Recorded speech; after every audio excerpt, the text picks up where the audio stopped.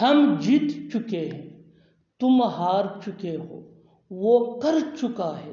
ایسے جملے ہم اپنے ڈے ٹو ڈے لائف یعنی روزمرہ زندگی میں ضرور بولتے یا سنتے ہیں۔ ان جملوں کے لیے انگلش کا یہ اسٹرکچر یوز ہوتا ہے، سبجیکٹ پلس ہیو یا ہیز۔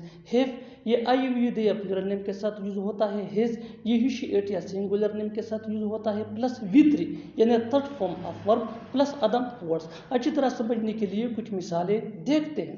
ہم جیت چکے ہیں، ہم جیت چکے ہیں، we have won، we have won۔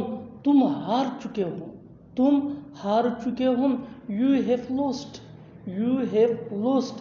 وہ کر چکا ہے، he has done، he has done۔ بالکل ہم اس فارمولے کو سٹیپ بائی سٹیپ فالو کر رہے ہیں، آپ بھی اس فارمولے کی بیس پہ سیکھ سکتے ہیں، بنا سکتے ہیں۔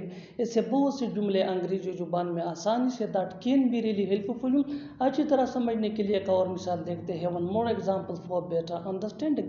میں دیکھ چکا ہوں، میں دیکھ چکا ہوں، I have seen، I have seen۔